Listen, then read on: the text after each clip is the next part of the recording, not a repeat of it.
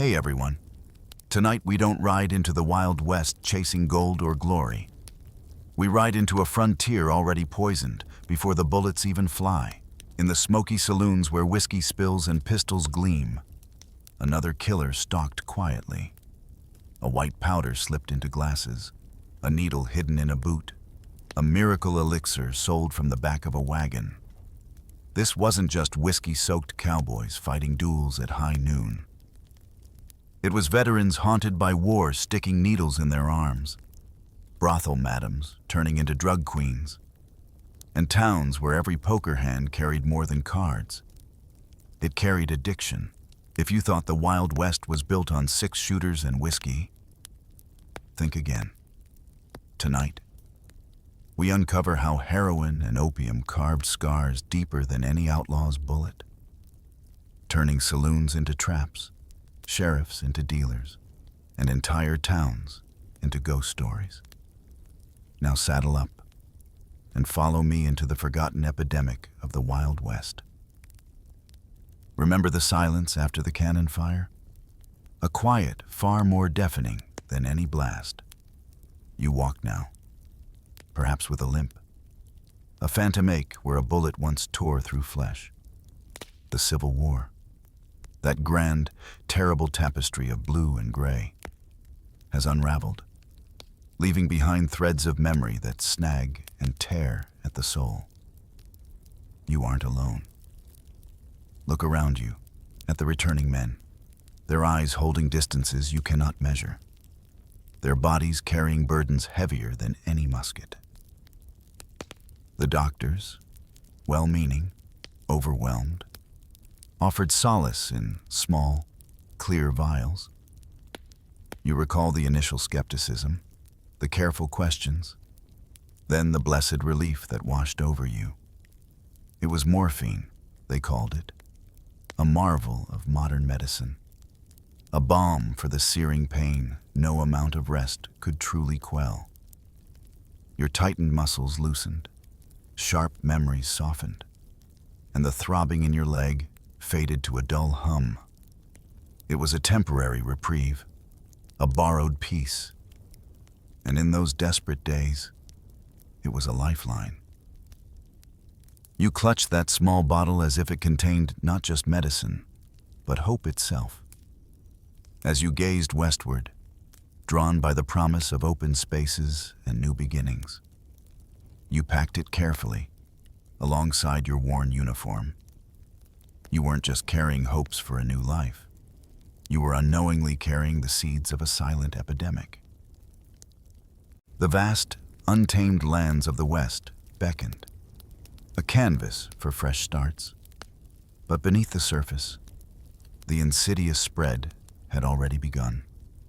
You watched as others, like yourself, arrived in dusty frontier towns, their faces etched with similar weariness, their pockets often holding similar remedies. Morphine became a familiar sight, a whispered word, as common, it seemed, as whiskey. You saw it in the hands of prospectors, homesteaders, and railway workers, building the arteries of this new nation. The trains, those iron serpents, did not just carry people and goods. They carried bottles of patent medicines, innocuous-sounding elixirs that promised vitality but delivered a potent blend of opium or morphine. Readily available and widely advertised, these convenient packages made the drug accessible to anyone seeking relief from aches, coughs, or simply the crushing weight of loneliness and trauma. You might have heard hushed stories of someone found still in their bed, a vacant stare, a half-empty bottle beside them. Whispers dismissed it as just another drunk death, the frontier accustomed to harshness. No one connected the dots. The true culprit remained masked, a quiet poison silently weaving its way through the fabric of nascent communities. The dust settled on new graves, and the wind carried away the rumors, leaving behind only the growing, unspoken need, a deeper thirst that whiskey alone could no longer quench. You felt it in the subtle tremor of your own hand, the growing urgency when the supply dwindled. The West promised freedom, but for many, it delivered an invisible, unbreakable chain. Step through the swinging doors of a saloon in Dodge City, or perhaps Tombstone. The air is thick with stale beer, wood smoke, and something else, a faint, sweet, cloying aroma you can't quite place. The clatter of poker chips, the murmur of conversation, the occasional burst of raucous laughter, all blend into a symphony of frontier life. But tonight, you notice a subtle shift. The usual boisterous energy seems tempered, almost a little too focused. Lean against the polished bar, observing. Men sit hunched over cards, their eyes unnaturally wide, their concentration unwavering for hours. They aren't just drinking whiskey. Something else is fueling their relentless play. The saloon keepers, shrewd entrepreneurs of vice, had quickly learned the secret. Whiskey might loosen tongues, but opium, or the refined white powder that mimicked its effects, kept gamblers glued to their seats, their minds sharp, their energy seemingly boundless. You might catch a glimpse of a small, discreet vial, no bigger than your thumb, passed beneath a grimy poker table. A quick exchange of silver, a nod, and the transaction is complete, almost invisible. The white powder, a tiny packet, disappears into a waistcoat pocket or is dissolved swiftly into a glass of water, swallowed without a second thought. It promised endurance, an edge, a way to stay in the game long after whiskey had put other men to sleep. The brawls, once fueled purely by liquor and pride, now took on a different, more chilling character. You might witness a sudden, unpredictable burst of rage from a man who had seemed quiet moments before. His eyes glazed, his movements jerky, narcotics, distorting perception and dulling pain, often led to conflicts that escalated with terrifying speed, leaving more than just bruised egos in their wake. The whispers begin, low and furtive, carried on currents of cigar smoke. The devil's powder, some would call it, a mysterious force capable of both electrifying and ruining. You heard the hushed conversations, the fearful warnings passed between wives, the speculation among stable boys. It was a dark current beneath the surface, a secret known by many, but spoken of by few. Frontier towns, with their raw, unbridled energy, quickly developed an intricate, shadowy network. Opulent brothels, bustling casinos, and ubiquitous saloons all began to form an underground chain, each link strengthening the next. You might observe a madam from the local parlor making a quiet visit to the saloon keeper's back room, or a well-dressed gambler slipping away to a hidden alcove. These were not merely places of entertainment and vice. They were evolving into hubs for a clandestine trade, their profits swelling from the quiet exchange of powders and pills. The air itself seemed to hum with this unspoken commerce, a tension both alluring and terrifying. You felt it, a subtle tightening in your gut, a growing awareness that this frontier harbored a new, more insidious kind of danger, silently spreading its tendrils through every dimly lit corner, every shadowed doorway. You stand on the dusty main street of a burgeoning settlement, the sun beating down, the air thick with the smell of horse manure and longing. A colorful wagon rolls into town, drawn by two sturdy mules, its sides emblazoned with grand, flowing letters, Dr. Artemis Blackwood's miracle elixir cures all ills, restores vigor and vitality. A charismatic figure, dressed in a surprisingly clean suit and a tall hat, steps down, his voice booming with practiced assurance. He is the traveling doctor, the purveyor of hope, and his arrival is always an event. Settlers, worn down by hard labor, sickness, and the relentless demands of frontier life, gather, their faces a mixture of hope and skepticism.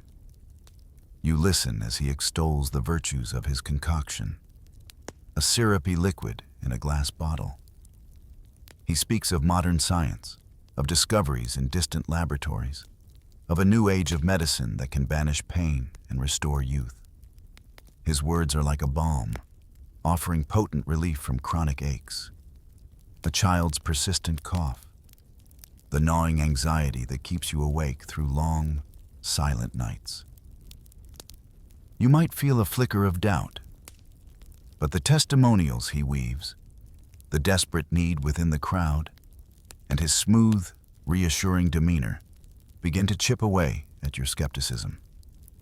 He offers a free sample, a small taste of the amber liquid, and a warmth spreads through your chest, a gentle easing of tension you haven't felt in years. This miracle elixir, you soon learn, is laced with more than just herbs and spices. It holds a potent secret morphine, opium, sometimes even cocaine.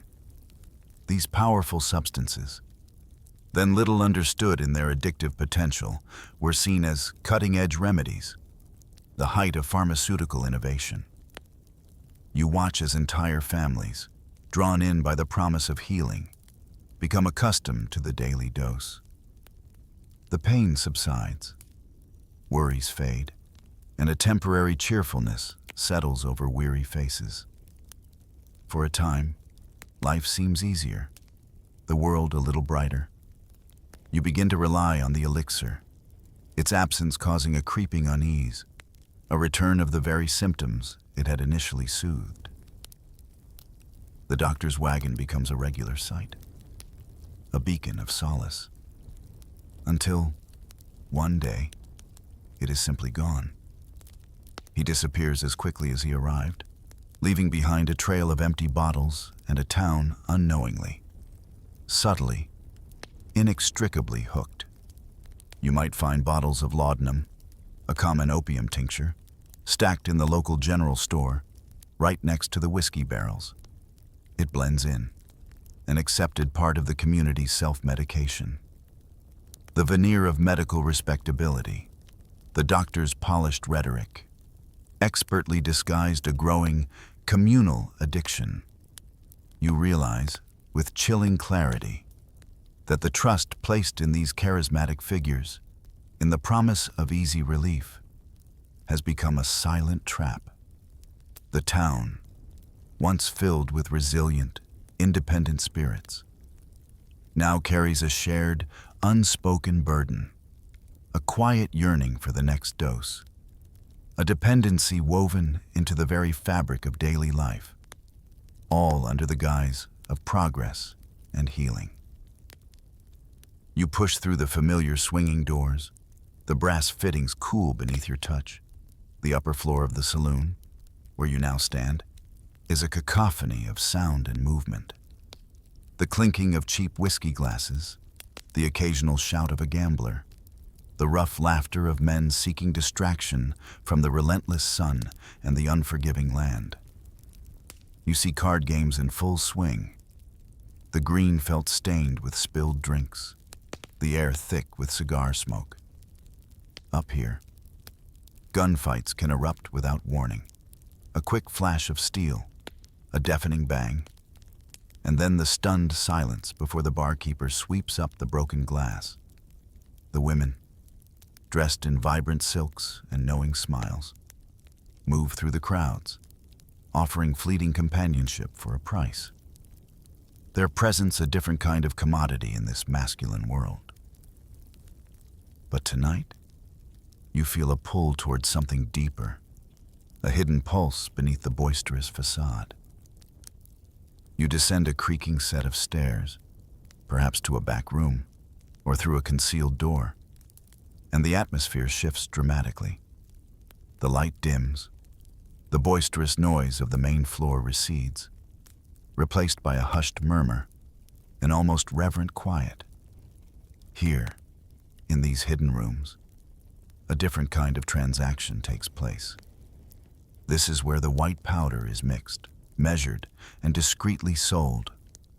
You see small packets, carefully folded, passed between hands. The clink of coins barely audible. The air here holds that faint, sweet, unfamiliar scent, now stronger, almost intoxicating. The language of this underworld is coded, a secret dialect understood by those initiated into its mysteries. You might hear a man order double black whiskey at the bar. Not for a drink, but for a hidden packet of heroin, slipped to him with practiced ease. The customers are varied, a cross-section of frontier society seasoned gold miners, their hands calloused and backs aching, young ranch hands, seeking an escape from endless monotony, and war veterans, their faces still haunted by unseen battles, searching for a moment of blessed oblivion. You see the subtle signs of their need, restless eyes, trembling hands, the sudden calm that descends after a small dose. These saloons, you realize, are not just places of vice and entertainment. They are complex entities, dual in their nature. They offer a temporary haven from the harsh realities of frontier life, a place to forget, to gamble, to find companionship. Yet, they also serve as insidious traps, drawing individuals deeper into a dependency that slowly, relentlessly, steals their vitality and their future. You observe the saloon owners, their faces impassive, their movements deliberate. They seem to grow richer not just from the clinking of whiskey glasses, but from the quiet, almost invisible trade of the powder. Their wealth accumulates, tucked away in hidden ledgers, a testament to the insatiable hunger they now feed. The bright, boisterous front of the saloon masks a darker, more profitable heart, a silent engine of ruin operating just beneath the surface, captivating all who enter with its promise of fleeting escape. You watch them move, through dusty streets at dusk, or sometimes under the cloak of deepest night. These are not the proud, uniformed men who once marched with purpose. They are shadows, adrift. You recognize the same haunted look in their eyes that you sometimes catch in your own reflection. These are the ex-soldiers, veterans of a war that left wounds far deeper than any physical injury. The nightmares still come, vivid and relentless, replaying the horror of the battlefield. Sleep offers no true rest, only a continuation of the torment. The world is too loud, too bright, too demanding. The quiet promise of the white powder, initially a medical comfort, now transforms into a desperate necessity, a shield against the unbearable weight of memory. You might notice a subtle bulge in a worn leather boot or a careful movement as a man retrieves something from a saddlebag hidden beneath a blanket.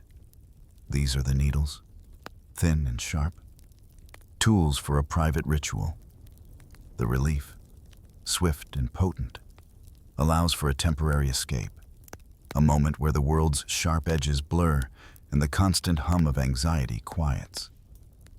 But this peace is fleeting, and the cost is escalating.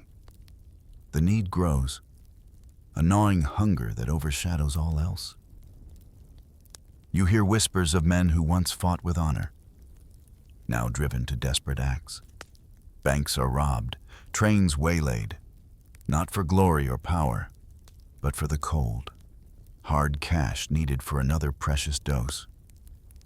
The line between veteran and outlaw blurs, erased by the relentless demands of addiction.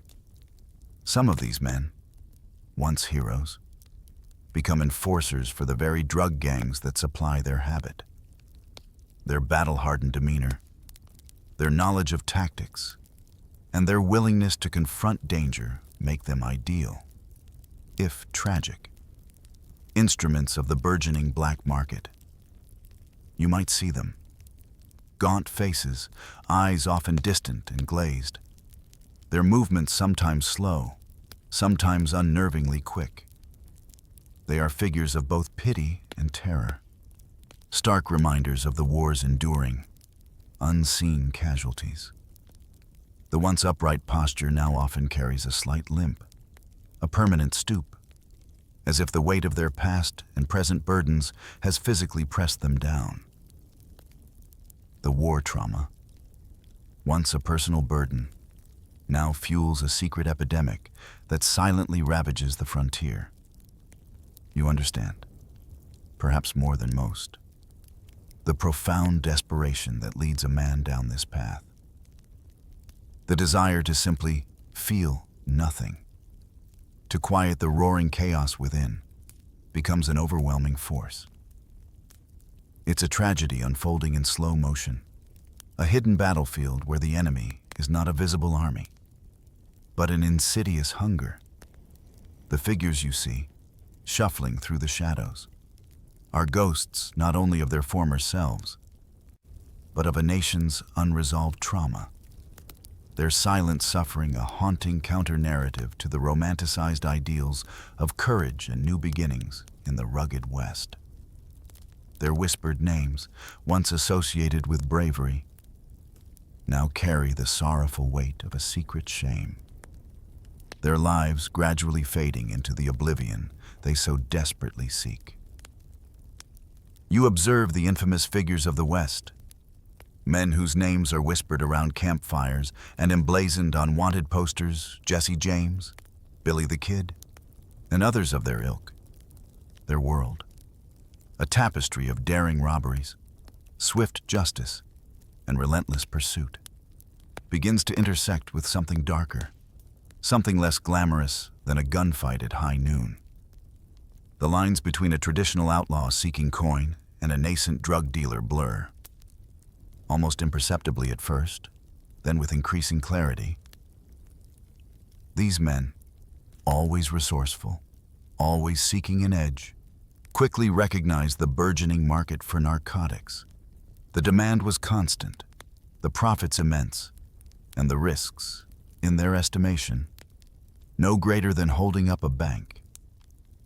You might hear hushed accounts of gangs, renowned for their train robberies or stagecoach ambushes, shifting their focus, no longer solely targeting gold or payrolls. They were now smuggling opium across the treacherous Mexican border, its dark, sticky resin a valuable commodity. The illicit trade flowed through hidden desert trails, across vast plains, finding its way into waiting hands of saloon keepers and backroom dealers. The danger was palpable, the stakes higher, as rival groups clashed over control of these lucrative routes. You imagine the long rides under the moon, the furtive exchanges, the constant tension of discovery.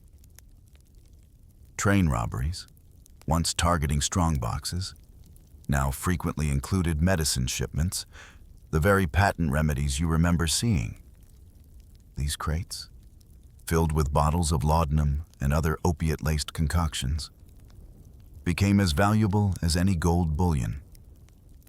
The outlaws, with their network of fences and intimate knowledge of the land, were perfectly positioned to capitalize on this new, hidden wealth. Guns, once primarily tools for intimidation or defense, now became twin currencies alongside the drugs. A pistol could buy a pouch of powder. A rifle might secure a shipment of opium. The exchange of violence and vice became intertwined, a symbiotic relationship fueling a darker frontier economy.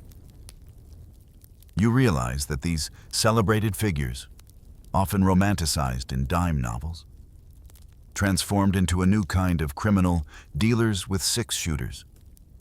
They were not just taking what they wanted, they were facilitating widespread addiction. their actions propagating the very problem that created the demand. Local sheriffs, often overworked, underpaid, and with territories spanning hundreds of miles, were largely powerless to stem this growing tide. You imagine their frustration, their limited resources against such a formidable, mobile, and well-armed adversary.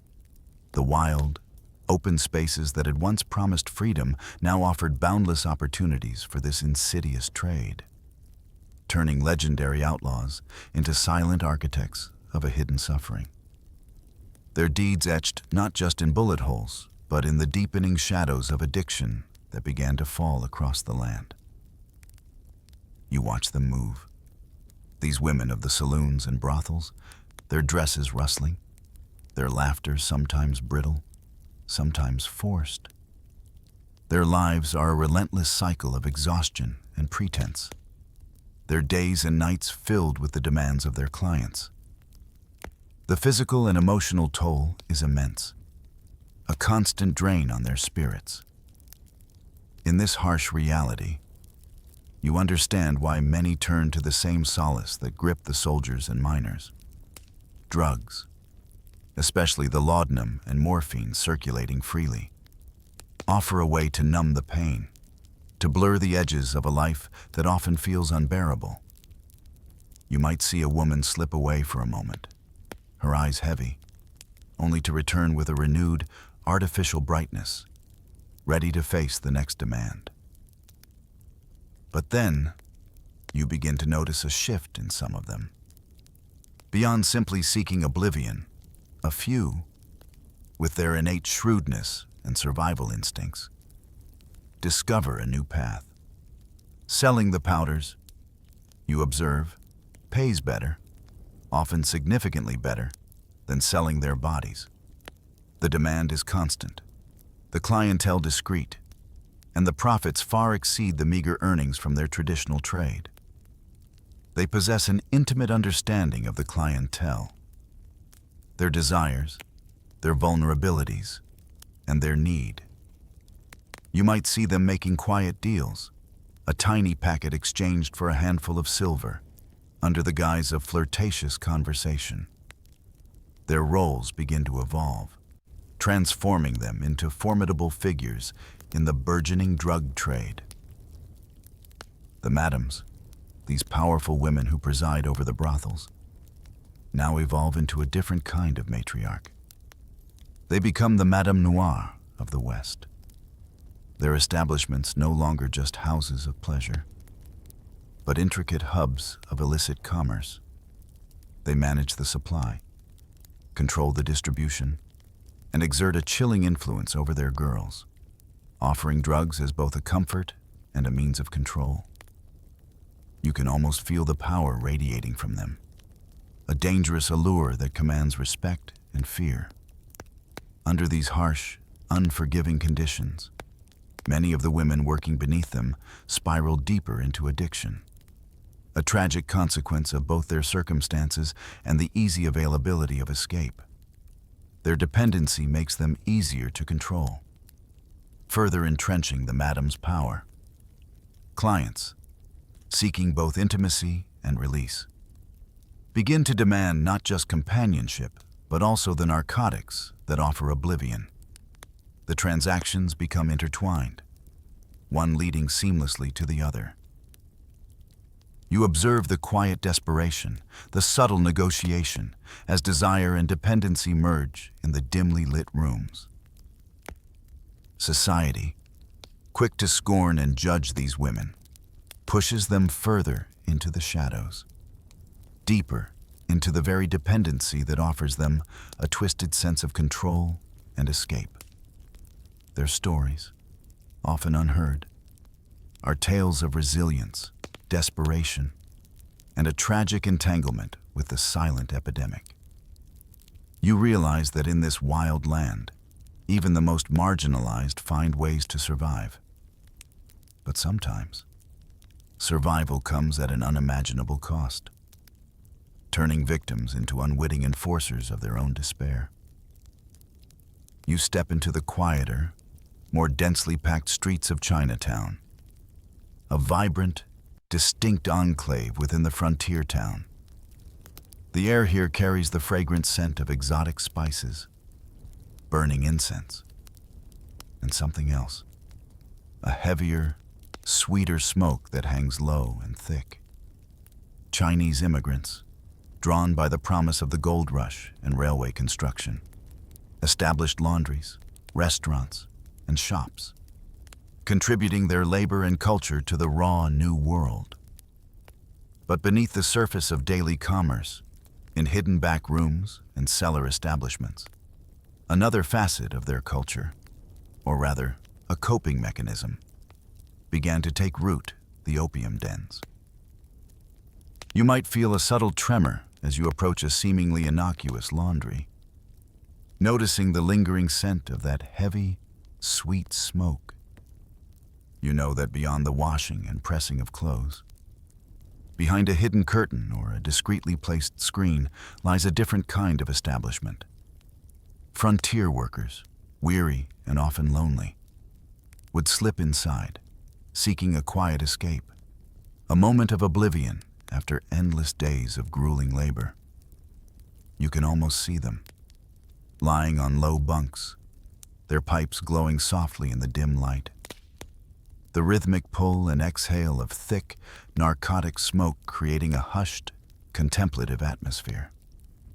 For these men, often facing harsh discrimination and isolation, the opium den offered a temporary sanctuary, a place where the pain of their arduous lives could momentarily fade.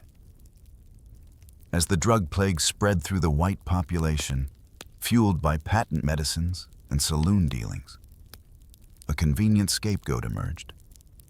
You hear the whispers, the accusations. Chinatown is to blame for this drug plague. It was easier, you realize, to point fingers at the other, to attribute the burgeoning addiction to foreign influence, rather than acknowledge the homegrown causes.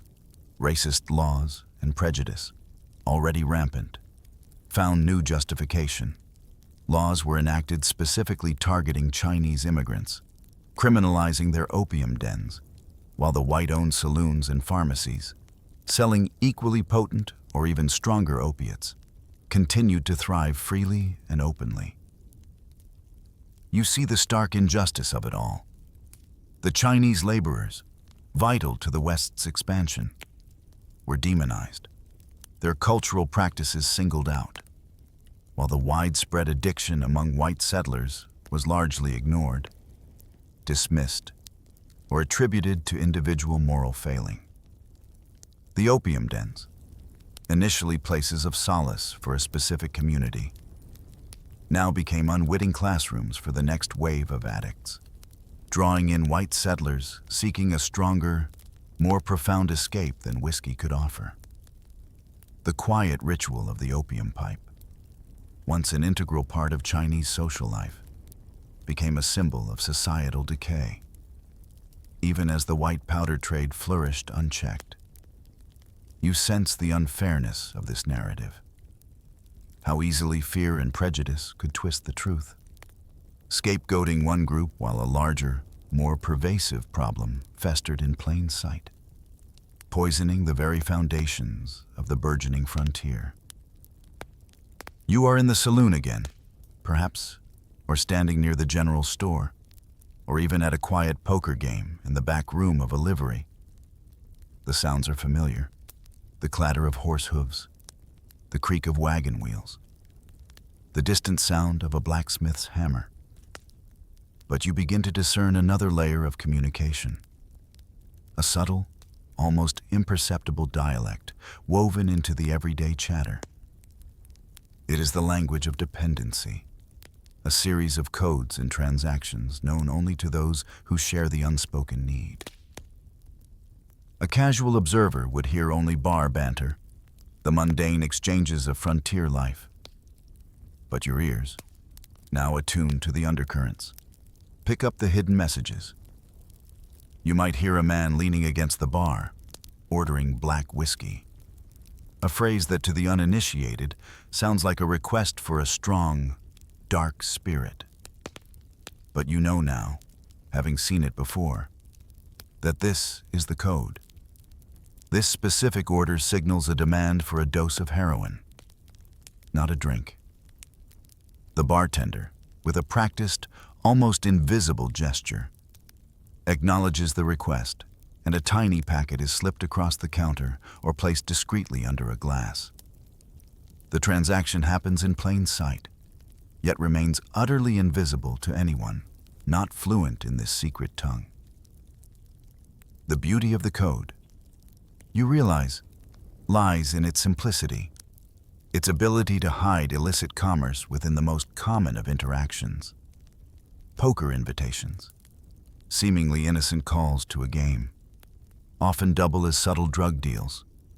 A particular turn of phrase, a specific glance, and you understand that the invitation is not just for cards, but for the opportunity to acquire or exchange the coveted powder. Musicians, with their itinerant lives and their access to various communities, become unwitting or knowing conduits of this hidden language. Cowboys, moving across vast stretches of land, and miners, digging deep into the earth, share these coded words, creating a network of communication that stretches across the vast and untamed West. It is a shared secret, a bond forged in the quiet desperation of addiction, creating its own underground dialect, its own peculiar set of customs. You observe these transactions happening under the warm glow of a lantern, in the flickering light of a campfire, or in the hushed corners of a saloon. They are brief, almost imperceptible exchanges, yet they carry the weight of desperate need and the promise of temporary relief. The very fabric of society, you realize, is subtly permeated by this secret communication.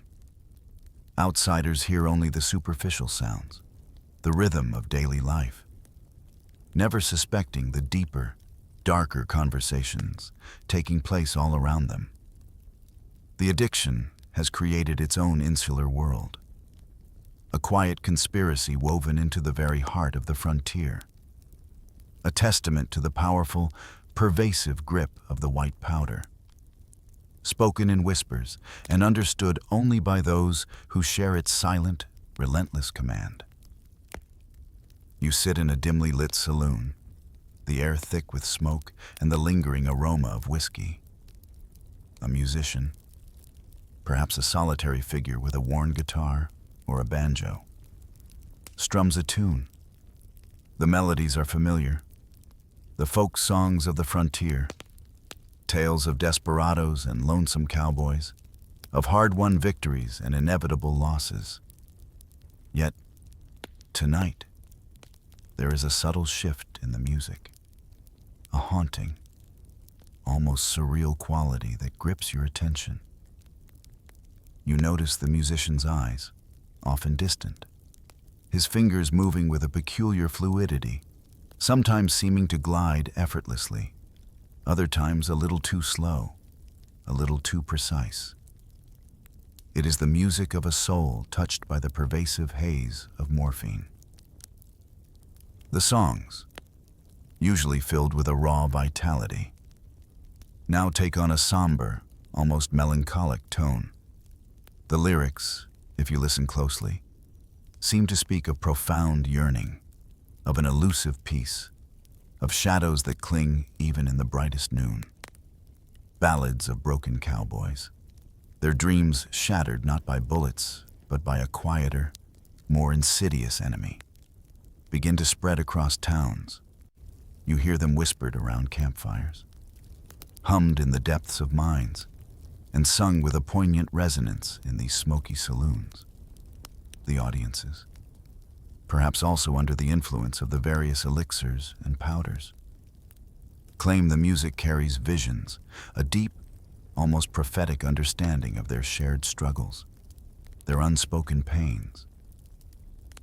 You might find yourself drawn into the music's embrace, feeling a strange mixture of comfort and despair.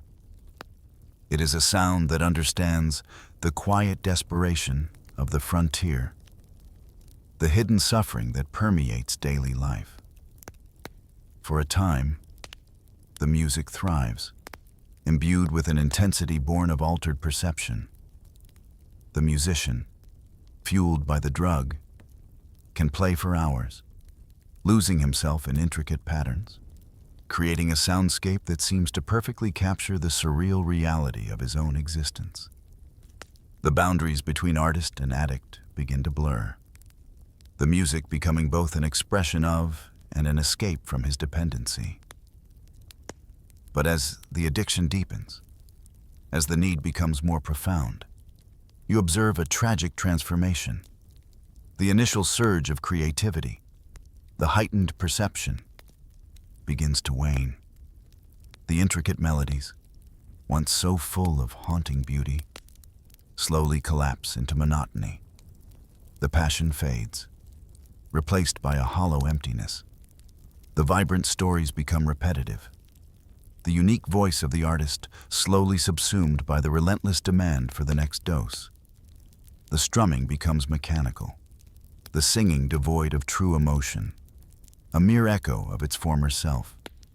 The once vibrant soundtrack of the Wild West, a reflection of its untamed spirit, slowly morphs into a narcotic dirge. You hear it, a lament of lost potential, a quiet tragedy played out in every muted chord, every mournful refrain, a testament to the corrosive power of a craving that consumes not just bodies and minds, but the very soul of artistic expression, leaving only the hollow echo of what once was. You begin to notice the subtle cracks in the foundation of authority, the quiet compromises made in the dusty offices of power. In frontier towns, where law and order often felt precarious, the grip of the drug trade slowly tightened around those sworn to uphold justice. You might observe a sheriff, a man you once respected for his unwavering resolve, suddenly looking the other way when a known dealer conducts a transaction. A new watch fob, a surprisingly well-cut suit, a new gleam in his eye, all hint at a whispered truth. The drug money, insidious and pervasive, finds its way into pockets, eroding integrity with the gentle persuasion of silver dollars. You hear the whispers around the courthouse, the rumors of judges, once stern and unyielding, now exhibiting a strange leniency in cases involving known associates of the drug trade. Perhaps you catch a glimpse of a judge, his hand trembling slightly as he signs a document, his eyes betraying a profound weariness, a distant look that suggests he, too, has fallen prey to the allure of morphine. The very system meant to dispense justice becomes compromised, its decisions influenced by the unspoken power of the white powder. The scales of justice are subtly, silently tipped, not by legal argument, but by the weight of dependency. The corruption extends beyond the local level, seeping into the larger political landscape. You hear unsettling rumors of politicians in distant state capitals, men who shape the laws and allocate resources, quietly pocketing drug money. Their silence, their inaction, their convenient overlooking of the escalating crisis in the West, are bought with the illicit profits of opium and heroin. The very mechanisms of governance, designed to protect and serve, are instead compromised, becoming complicit in the spread of addiction. Justice, once a pillar of frontier aspiration, becomes a cruel joke in the rough-hewn courts, its impartiality eroded by greed and hidden vices. You see the townspeople, their faces a mixture of fear and quiet resignation. They whisper in hushed tones behind closed doors, their words filled with outrage and apprehension, but they dare not testify, dare not speak out against the powerful forces that now control their towns. The drug trade, with its ruthless enforcers and its deep pockets, casts a long shadow, stifling dissent and breeding a pervasive sense of helplessness. The once clear lines between right and wrong blur, Replaced by a murky ambiguity, you witness the insidious nature of corruption. How it slowly, relentlessly, dismantles the very skeleton of authority, leaving behind a hollow shell. The drugs, you realize, have not only infiltrated individual lives, but have seeped into the very sinews of power, poisoning the promise of a just and orderly frontier, leaving a gaping wound in the heart of governance. You observe the intricate dance of cause and effect, a self-destructive ecosystem that spins relentlessly within the frontier towns. It is a cycle that feeds upon itself, accelerating with each turn. You see the cowboys, their hands calloused from wrangling cattle, their spirits hardened by the vast, lonely plains. Now, many of them are addicted, their nerves frayed, their judgment clouded. This dependency leads to more frequent bar fights, arguments flaring quickly, fueled by suspicion and irritation. These brawls, often violent, result in more wounds, more injuries, a broken arm, a shattered rib, a deep gash. And what is the immediate, readily available remedy for such pain? More morphine, more laudanum, perpetuating the very cycle that began with their initial pain. The miners, their bodies aching from the relentless labor of chipping away at rock faces deep underground, find themselves caught in a similar snare. The promise of gold, the dream of a comfortable life, slowly recedes as the need for the drug intensifies. You watch as they collapse, their strength sapped, their will diminished. To fund their escalating habit, they begin to sell their meager belongings, a precious locket, a well-worn watch, their tools, sometimes even their claim to a promising vein of ore. Each sale, each desperate transaction, brings another fleeting hit, another temporary escape, only to deepen their dependency and accelerate their ruin. The money, the lifeblood of any community, now circulates endlessly within the grimy walls of the saloons. It flows from the pockets of the addicted into the hands of the dealers, who in turn purchase more supplies, creating a closed loop of illicit commerce. You see the glint of silver, the worn paper bills, passing from hand to hand, fueling a hidden economy that extracts wealth from human suffering. Artists and singers, once vibrant purveyors of frontier culture, now trade their talent, their songs, their performances, for the promise of the white powder. Their voices, once clear and strong, grow hoarse, their melodies fading as the addiction consumes their creativity, leaving only the echoes of what once was. You witness the profound tragedy unfolding in countless families. Sons disappear, drawn into the vortex of addiction, their once bright futures dimmed. Fathers, once pillars of strength, become hollow shells, their responsibilities abandoned, their families left to fend for themselves. Daughters, lured by the false promise of escape, fall prey to the same insidious enemy. The fabric of society begins to unravel. Threads breaking one by one, the entire community, you realize, has begun to orbit a single, dark star heroine. Its gravitational pull is undeniable, drawing everything into its destructive embrace. This relentless, self-perpetuating cycle of pain, relief, and deeper pain marks the West not as a land of limitless opportunity, but as a crucible where the human spirit is tested to its breaking point, leaving scars that run far deeper than any bullet wound. You hear the distant rumbling, a new kind of authority making its presence known. For too long, the drug problem was seen as a frontier quirk, an unfortunate side effect of a rough-and-tumble lifestyle.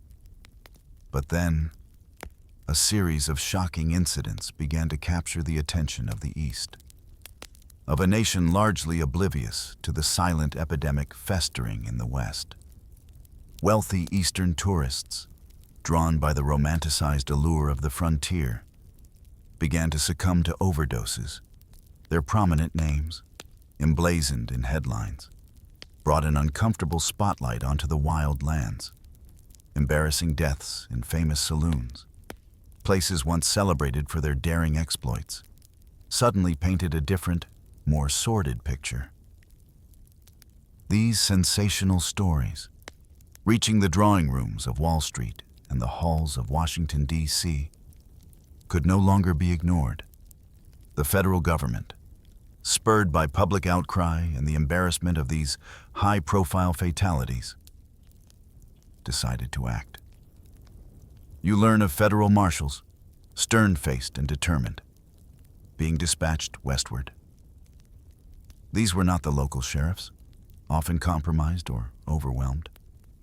These were agents of a larger, more powerful entity, tasked with unraveling the intricate web of deceit and addiction that had spread across the territories. Their arrival marked a significant shift, a recognition that this was not merely a local problem, but a national crisis. You witness their meticulous investigations, their quiet inquiries, as they begin to piece together the fragmented puzzle. They discover the intricate routes, the hidden pathways that link the Mexican border, a primary source of opium, to the bustling ports of California, and then inland to the burgeoning towns of Nevada. They uncover the complex network of suppliers, transporters, and distributors, revealing the sophisticated nature of the black market. The scale of the operation, you realize, is far grander, far more organized than anyone in the East had imagined. It is a vast, unseen empire built on the quiet suffering of thousands. The arrival of these federal agents inevitably leads to clashes. You hear of confrontations with corrupt local sheriffs, men who had long profited from looking the other way, or who were themselves caught in the drug's grip.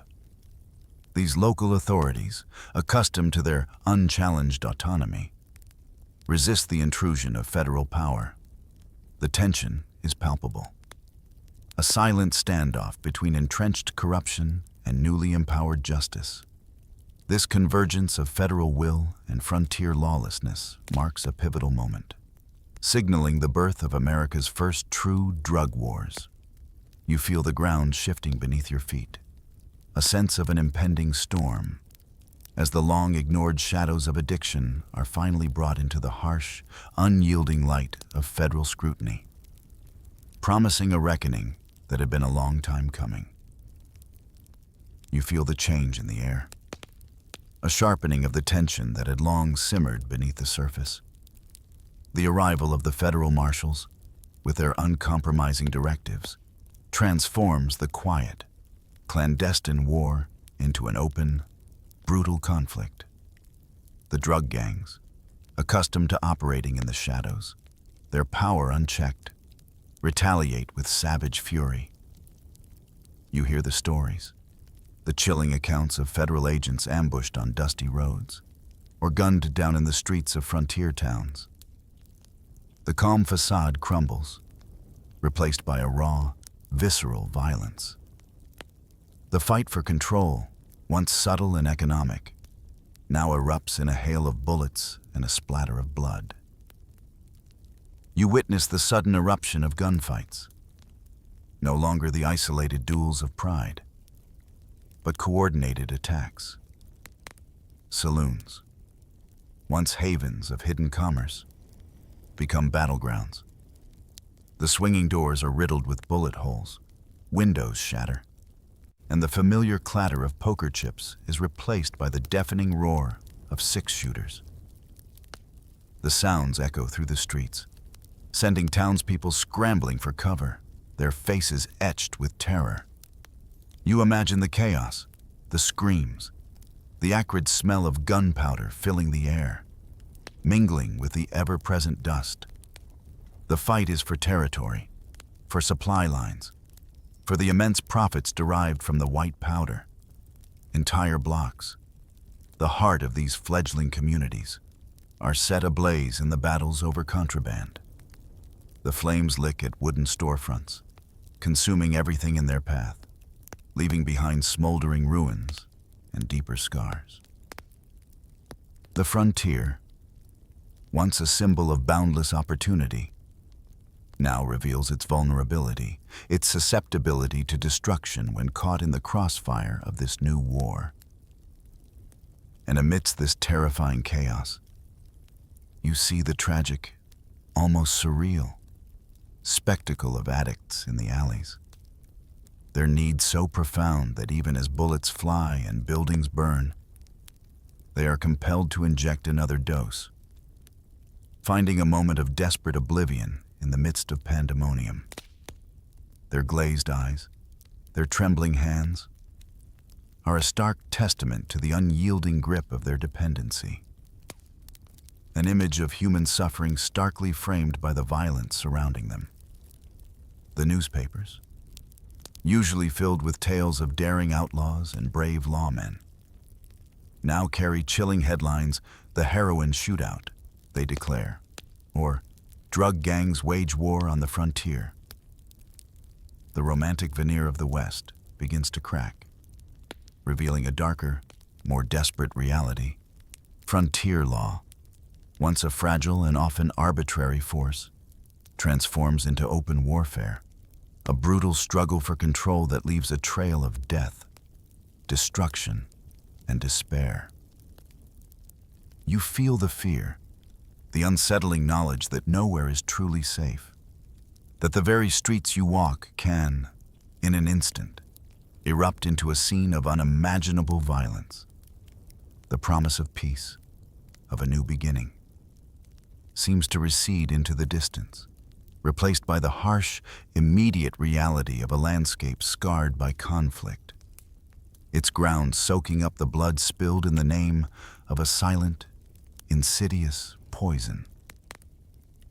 You remember the hushed whispers, the ripple of shock that traveled from east to west, a story too scandalous to ignore. A young man, the son of a powerful railway tycoon, had come to the West seeking adventure, seeking the thrill of the untamed frontier. He was an Eastern aristocrat, born to privilege, but like many, drawn by the romanticized tales of cowboys and wide-open spaces. His presence was often noted in the more opulent saloons, his charm and wealth opening doors that remained closed to others. He epitomized the intersection of old money and new frontier, a bridge between two vastly different worlds. Then came the news. A bombshell that shook both Wall Street and Washington with unprecedented force. He was found, not on a battlefield, not in a heroic stand, but in the squalid back room of a notorious saloon, alone. He had overdosed. The details were grim, whispered in horrified tones. A photographer, perhaps bribed or simply present at the wrong moment, captured the shocking truth: the young heir, lying lifeless, a needle still clutched in his hand. That single, damning image, stark and undeniable, became a symbol of the pervasive reach of the drug epidemic, shattering any lingering illusions of a glamorous frontier. The scandal was immense, a stain on a prominent family name, an embarrassment to the powerful railway empire that had spanned the nation. You could almost feel the tremors of indignation and outrage emanating from the East, reaching even the furthest corners of the West. This was not just another drunk death. This was a tragedy of national significance, forcing the elite to confront a problem they had long dismissed as a distant, lower-class affliction. The family, powerful and influential, refused to let the matter rest. They hired private detectives, men with sharp minds and relentless determination. to uncover the truth behind their son's demise. These skilled investigators, unhampered by local corruption, began to meticulously dismantle the intricate network that had ensnared the young heir. They followed the money, tracked the suppliers, and exposed the connections that reached far beyond the smoky saloons, revealing a vast, interconnected web of dealers, enforcers, and corrupt officials. The glamour of the frontier saloon, once a place of excitement and daring, collapsed under the weight of this national disgrace. It was no longer a stage for adventure, but a den of ruin, a trap for the unsuspecting. You witnessed the swift, brutal exposure, the unraveling of a carefully constructed facade, revealing the dark underbelly of the West for all to see. This single, tragic death, born of privilege and frontier allure, became a catalyst for change, forcing a reckoning that had long been delayed, pushing the hidden epidemic into the unforgiving light of public scrutiny. You begin to notice a shift in the air, a palpable sense of unease replacing the initial curiosity and dismissive attitudes. The tragic deaths, once isolated incidents, now seem to multiply with alarming frequency, each one a somber tolling of a bell. It's no longer just the forgotten veterans or the marginalized. The silent killer reaches into every corner of society, claiming lives that leave gaping holes in the community fabric. You hear the heartbreaking story of two young sisters, full of hope, lured west by the promise of marriage to prosperous miners. Their dreams, their futures, were extinguished within days of each other, found dead from overdoses, their brief lives ending in a stranger's bed. Far from home, their story, whispered from person to person, becomes a stark warning. Then, you hear of the saloon singer, her voice once a beacon of joy and sorrow, now silenced forever. She collapsed mid-song, the melody dying on her lips, a syringe found in her pocket, a stark testament to her private torment.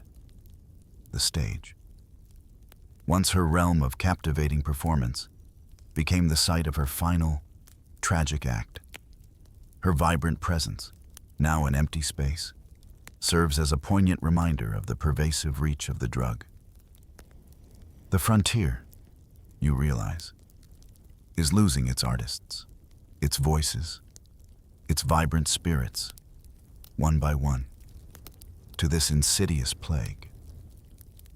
The music, once a comfort, now carries a profound and unsettling sorrow. Even the hallowed halls of justice are not spared. A frontier lawyer, a man of sharp intellect and measured words, keels over in the courtroom, mid-argument. His sudden, ignominious demise, publicly witnessed, sends a chill through the community. These are not merely statistics. These are people known, respected, and loved. Their deaths leaving a profound impact. The local headlines, once focused on cattle rustlers or land disputes, now scream drug deaths spread like prairie fire. The dramatic, terrifying imagery captures the growing sense of dread. The community begins to truly fear, rather than romanticize. The narcotics that had initially offered such tempting solace. Panic replaces curiosity, a cold dread settling over the towns. You feel it in the hushed conversations, in the fearful glances exchanged between neighbors, in the reluctance of parents to let their children stray too far. The ease with which these powerful substances were once obtained, the casual attitude toward their consumption, quickly evaporates. The frontier, with its harsh realities, had always faced death. But this was different. This was a silent, invisible enemy that stole lives without a sound, leaving behind only the cold emptiness of loss. The mounting body count, the undeniable evidence of its destructive power, finally pierces through the veil of ignorance and denial, forcing the West to confront the full, horrifying scope of the epidemic that had long festered in its shadows. You awaken one morning not to the usual sounds of the frontier, but to a different kind of clamor, the thunder of horses, the shouts of men, the splintering of wood. It is the reckoning, swift and decisive, that you instinctively knew was coming. Federal marshals, reinforced and relentless, storm into 12 towns in one night, a coordinated assault against the heart of the drug trade. The quiet dawn is shattered by the sound of breaking doors, the shouts of authority, and the terrified cries of those caught unawares.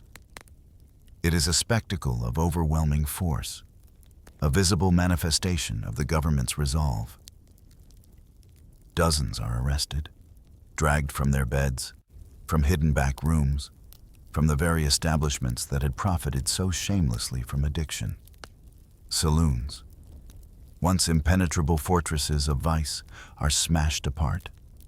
Bottles are shattered, hidden compartments revealed, and the secrets they held are laid bare for all to see.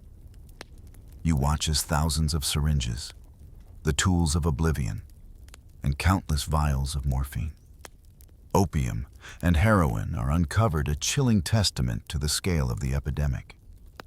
The sheer volume of contraband, piled high in the dusty streets, is a stark and undeniable visual of the pervasive problem that had haunted these towns for years.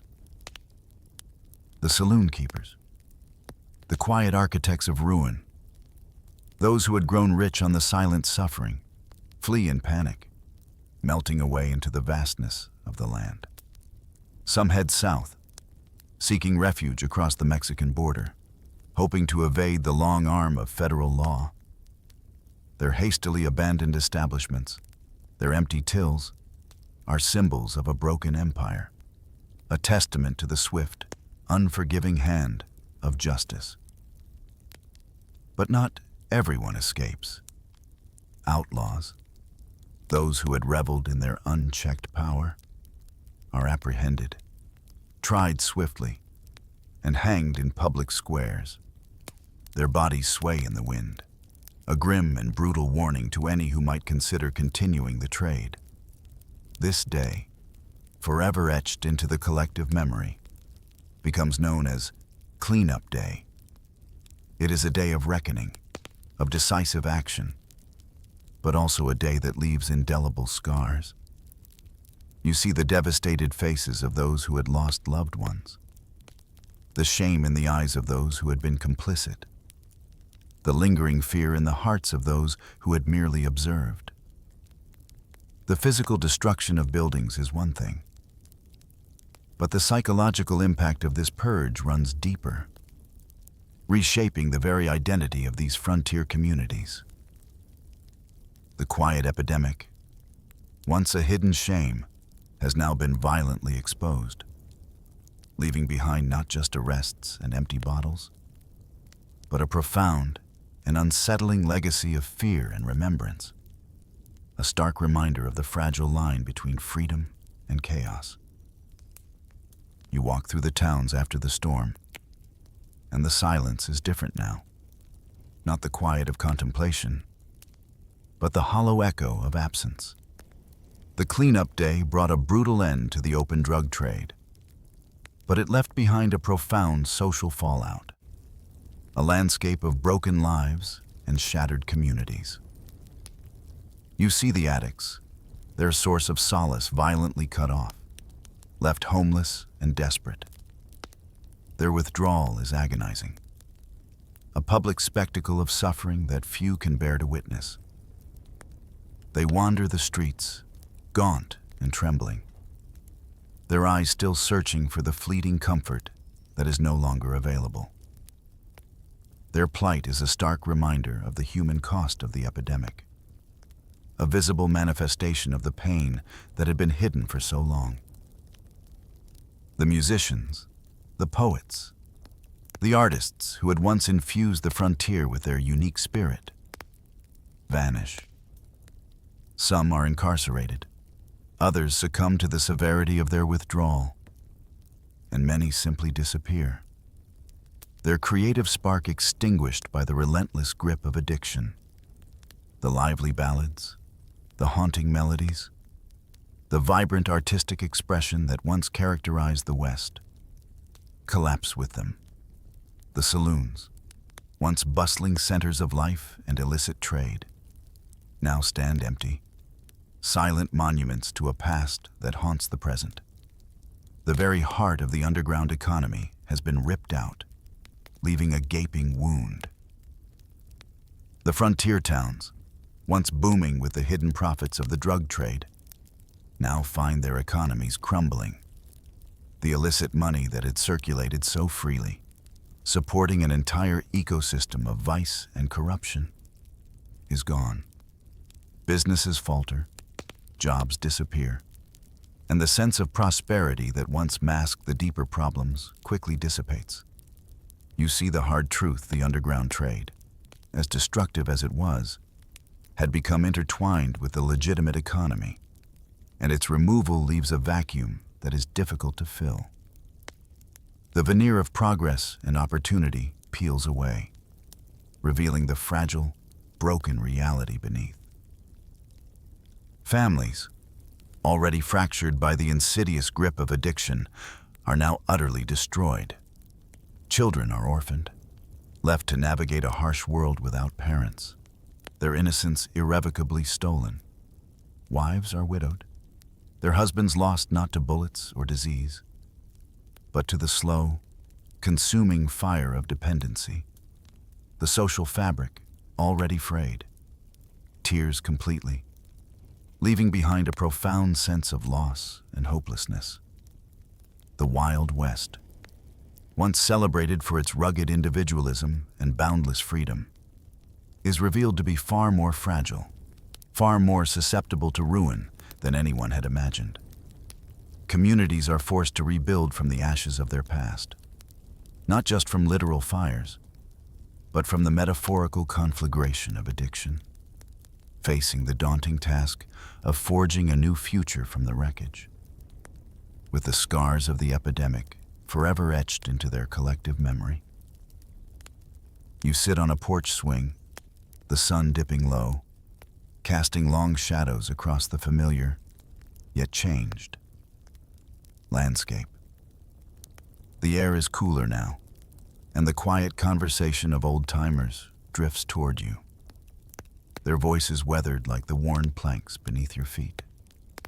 They speak of the past, of a time when the West was wilder, and the dangers more insidious than a quick-draw duel.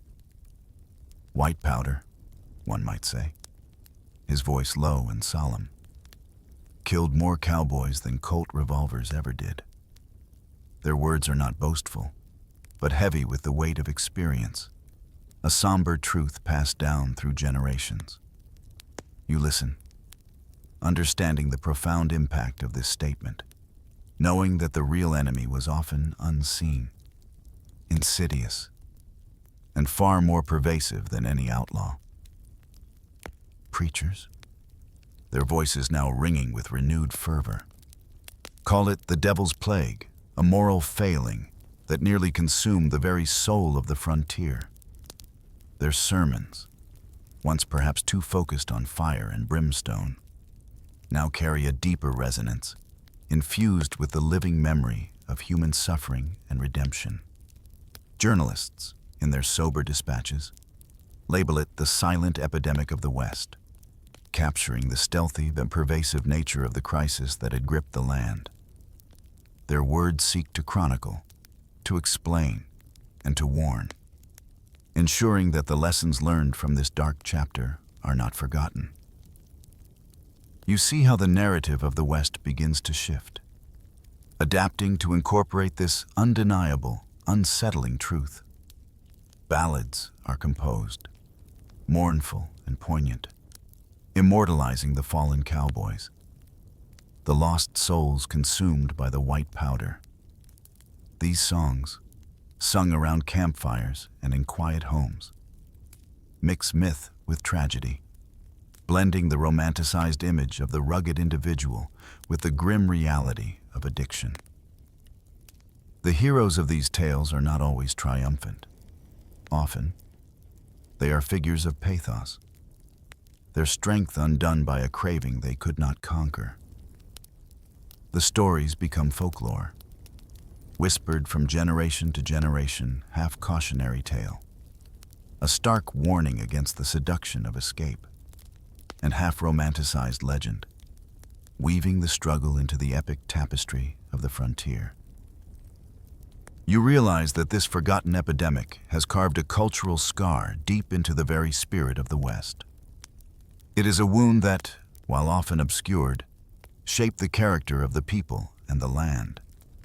The tales of rugged individualism now carry a deeper, more complex layer of human vulnerability. The quest for freedom and opportunity is tempered by the knowledge of how easily those desires can be twisted into a different kind of bondage.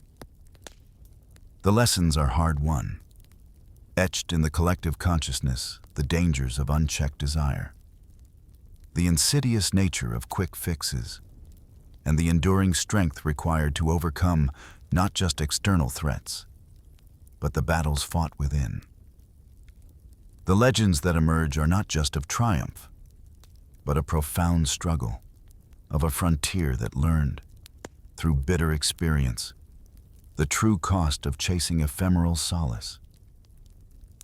You stand at the edge of history, looking back at the vast expanse of the Wild West. Its legends are etched in the American consciousness, the gold rushes, the cattle drives, the heroic lawmen, the daring outlaws. Yet, the story we have uncovered tonight, the pervasive heroin craze, remains largely erased from the official Western lore, a shadow carefully swept under the rug of romanticized myth. It is a forgotten chapter, a silent epidemic that played out behind the swinging saloon doors and in the quiet desperation of homesteads. Its true impact often obscured by the more dramatic tales of bullets and brawls. But its legacy, though unspoken, runs deep, shaping the contours of a nation. This hidden crisis, you realize, helped to shape America's first narcotics laws. The federal crackdown, spurred by the chaos and tragedy, laid the groundwork for future drug policy, marking a pivotal moment in the government's recognition and response to the problem of addiction. It was a harsh awakening, a realization that unregulated access to potent substances carried profound societal risks, far beyond what any individual choice could encompass. The West, in its unwitting embrace of these deadly powders, became an unexpected crucible for the formation of national drug control, a stark mirror reflecting the darker side of unchecked freedom. The epidemic exposed the profound fragility of frontier society, a stark contrast to its image of rugged resilience, the ideal of self-sufficiency and independence, while powerful, proved to be an easy prey for criminal networks that offered instant, albeit false, relief. The very freedom and lawlessness that defined the West also created fertile ground for the drug trade to flourish, highlighting how easily a society built on aspiration could be undermined by the insidious forces of addiction. It was a raw, unforgiving lesson that true strength lay not just in conquering the land, but in resisting the internal enemies that threatened to consume its people from within.